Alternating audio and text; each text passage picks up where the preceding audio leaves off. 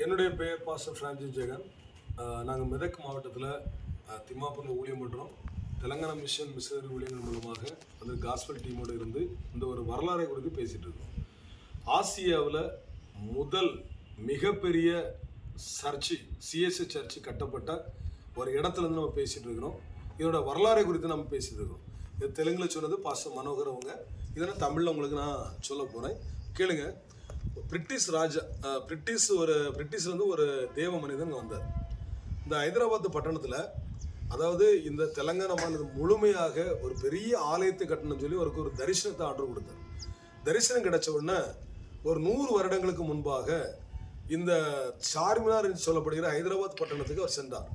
ஹைதராபாத் பட்டணத்துக்கு செல்லும் பொழுது அங்கே சார்மினார் ராஜா விட்ட போய் நிஜாம் ராஜா போய் கேட்கும்போது அந்த முஸ்லீம் ராஜா சொல்லிட்டாரு, ஆல்ரெடி நாங்கள் ஒரு பெரிய கோபுரமாகிய ஒரு சார்மினார் கட்டிருக்கிறோம், நீங்கள் ஆலயத்தை கட்டினீங்கன்னா எங்களுடைய புகழ் போயிடும், அதனால எங்கள் புகழை ஓய்க்கிற மாதிரி நீங்கள் செய்யாதுங்க, என்னால் முடியாதுன்னு மறுத்துட்டார். ஆனால் தகுந்த இடத்தை தேடி பாருங்க, நாங்களும் வேணால் ரெக்கமெண்ட் பண்ணுறோன்னு சொல்லி அனுப்பி வச்சிட்டாங்க. அப்போ அந்த பிரிட்டிஷ்காரர் என்ன பண்ணார், பிரிட்டன்லேருந்து வந்தவர் சுற்றி சுற்றி சுற்றி சுற்றி சுற்றி அப்படியே குதிரை மேலே கால்நடையாக வரும்போது இந்த இடத்துல கொண்டு ஆவியான சேர்த்தார். ஆவியானங்க சேர்த்த உடனே இந்த நாங்கள் இருக்கிறோம் பார்த்தீங்களா, சுற்றி காட்டுங்க. இது வந்து ஒரு கோட்டையில் இருக்கிறோம். இந்த கோட்டை வந்து மெதக் ராஜா ஆண்டதான கோட்டை. இந்த மெதக் ராஜா மேலே இருக்கிற வீடு தான் அவர் இருக்கிற வீடு. நாங்கள் இந்த பக்கத்தில் ரொம்ப தூரம் மேலே படி ஏறி ஒரு 1000 படி ஏறி மேலே வந்திருக்கிறோம். ஸோ இந்த மெதக் கோட்டையில் இருக்கிற அந்த மெதக் ராஜா கிட்ட அந்த பிரிட்டிஷ்காரர் வந்தார். ஐயா, எங்களுக்கு வந்து இங்கே வந்து தேவனுக்கு என்று ஒரு ஆலயம் கட்டணும், ஆண்டவர்கிட்ட பேசிட்டு இருக்காருன்னு சொல்ல ஆரம்பித்தார். அப்போ மெதக் ராஜா நல்ல தாராள குணமுடையவர். அவரும் சரி, நீங்கள் ஒரு ஆலயத்தை கட்டுங்க, இடத்த தரேன், உங்களுக்கு எவ்வளோ இடம் வேணும்னு கேட்டார். எவ்வளோ இடம் வேணும்னு கேட்ட உடனே அவர் சொன்னார், நான் என்கிட்ட ஒரு ஆட்டுத்தோல் இருக்குது, அந்த ஆட்டுத்தோல் எவ்வளோ பிடிக்குதோ அந்த அளவுக்கு இடத்த தந்தால் போதணும்னு அவரும் பெருசாக சரி உங்கள் விருப்பம் எடுத்துடுங்க, ராஜா ஆணை, நீங்கள் ஆட்டுத்தோலை அளவுக்கு நீங்கள் எடுத்துக்கன்னு சொல்லிட்டார். ராஜாக்கள் சொல்கிற ஆணை மீற மாட்டாங்கிறதுனால இவர் இப்போ என்ன பண்ணார், பிரிட்டிஷ்கார் ஒரு தேவ ஞானமாக பாருங்க, அந்த ஆட்டுத்தோலை எடுத்து ஒரு கத்திரி எடுத்து சின்ன சைஸில், இவ்வளோ சைஸில் ஒரு தாரம் மாதிரி அந்த நூல் மாதிரி வெட்ட ஆரம்பித்தார். வெட்டி சின்ன சின்ன கயிறு மாதிரி அப்படி வெட்டி அதை ஒன்னோட ஒன்றை இணைக்க ஆரம்பித்தார். இணைச்சிட்டு ராஜாவை கூப்பிட்டு ஒரு மெதக்கு இப்போ சர்ச்சு இருக்கிற மெதக் சர்ச்சு அங்கே பாருங்கள், அந்த இடத்துல தான் இருக்குது, கீழே இருக்குது, நாங்கள் அப்புறம் அப்படி காட்டுங்க, மெதக் சர்ச்சு அப்படி இருக்குது, அந்த அளவில் காட்டிடுவோம் போங்க, ஏன்னா சவுண்ட் அங்கே இருக்குது. அந்த மெதக் சர்ச்சு அந்த பக்கம் தான் கட்டிருக்குது. அந்த கோட்டைக்கு கீழ்ப்பகுதியில் சமமான ஒரு நிலப்பகுதியில் அவர் வந்து அந்த நூலை கட்டி அளக்க ஆரம்பிச்சார். அளக்க ஆரம்பிக்கும் போது அந்த நூல் கட்டளவு வந்து எவ்வளவு வந்துச்சுன்னா 100 ஏக்கர் அளவுக்கு வந்துச்சு. ஒரு ஆட்டுத்தோலை ஞானமா கயிறு மாதிரி வெட்டி ஒன்னோட இணைச்சு அளவு எடுக்கும் போது 100 ஏக்கர் வந்தோடனே ராஜா சொல்லிட்டாரு, என்னுடைய ஆணையின்படி 100 ஏக்கர் உங்களுக்கு தந்துறேன் அப்படின்னு சொல்லிட்டாரு. அந்த 100 ஏக்கர் வாங்கின உடனே பார்டர் போட்டு அங்கே வந்து தேவனுக்குன்னு ஒரு சபையை கட்ட ஆரம்பிச்சாங்க. அப்போ அந்த சபையை கட்டும் பொழுது இந்த சபை வந்து 10 வருட காலமாக கட்டினாங்க. இந்த 10 வருட காலமும் இந்த சுற்றிலும் இருக்கிற பட்டணங்களுக்கு மக்களுக்கு எல்லாம் அந்த துறை வந்து இலவசமாக சாப்பாடு கொடுத்தாரு. இந்த இடத்துக்கு பேர் மெதக் மாவட்டம் மெத்துக்கு அப்படின்னு சொன்னால் ஒரு புடி சோறுன்னு பேர்.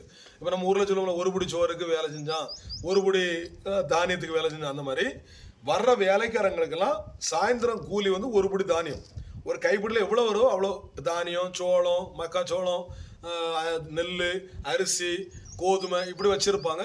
அதான் எழுதிடுவோம். அந்த காலத்தில் பயங்கரமான பஞ்சங்கிறதுனால தானியம் கிடைக்காம இருந்த காலகட்டத்தில் இந்த மாதிரி ஒரு துறை வந்து ஒரு படி சோறு கொடுக்குற, ஒரு படி அரிசி கொடுக்குறாரு. அப்படிங்கும்போது கூட்டம் கூட்டமாக ஜனம் வர ஆரம்பித்தாங்க.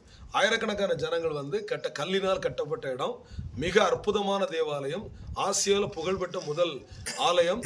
அது ஆங்கிலிக்கன் பேக்ரவுண்டில் இருந்தாலும் இப்பொழுது சிஎஸ்ஐயினுடைய மிக முக்கிய திருச்சபையாக தெலங்கானா தலைமை சபையாக இது இயங்குகிறது.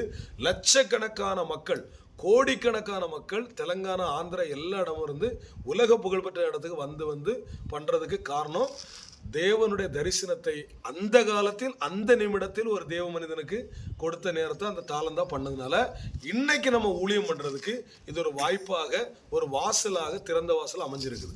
அப்போ இங்கே வந்த சுவிசேஷ ஊழியத்திலிருந்து வந்த பிரதர் ஜான்சன் அவங்க இருக்கிறாங்க. ஒரு பட்டணத்தை ஆண்டவர் காணிக்கிறாரு, அங்கே ஒரு நெருப்பு தூண் மாதிரி இறக்க வைக்கிறாரு. தெலங்கானாவில் ஒரு எழுப்புதலை வந்து இங்கே தான் ஆண்டவர் வச்சிருக்கிறதா. நேற்று எங்களுக்கு தரிசனத்தை காட்ட அந்த இடம் எங்கன்னு தெரியல, ஆனால் இங்கேருந்து இந்த கோட்டையிலேருந்து கீழே பார்க்கும்போது இதுதான் அந்த இடம் என்று சொல்லி ஆண்டவர் உறுதிப்படுத்தினார். வருகின்ற காலத்தில் அநேகமான ஊழியம் செய்கிற வாஞ்சவெல்லாம் வந்து இந்த இடத்துல ஜெபிக்கணும், நிறைய காரியங்கள் பண்ண வேண்டியிருக்குது. நம்ம எழுப்புதல் தெலங்கானா என்கிற தலைப்பில் நம்ம நிறைய காரியங்கள் பண்ண வேண்டியிருக்கு. 2024 நம்ம எழுப்புதல் தெலங்கானா ஜெபிப்போம். இன்னொரு விஷயம் என்ன அப்படின்னு பார்த்தீங்கன்னா, இந்த ஒரு விஷயம் உங்களுக்கு புரிஞ்சுக்கிடுங்க. இந்த ஆலயத்தை கட்டுவதற்கு கொடுத்ததான இந்த ராஜாவின் அரண்மனை பாழடைந்து கிடக்கிறது. ஆனா காட்டுங்க, பாழடைந்து கிடக்கிறது. ஆனால் தேவனுடைய ஆலயம் தேவனுக்கென்று கம்பீரமாய் நிற்கிறது. தேவனை எவனும் எந்த காலத்திலும் எந்த ஒரு காரியத்தினாலும் ஒன்றுமே செய்ய முடியாது என்பதற்கு மெதக்கு சபை, இந்த அரண்மனை பெரிய சாட்சியாக விளங்குகிறது. கர்த்தருக்கே மகிமை உண்டாகட்டும்.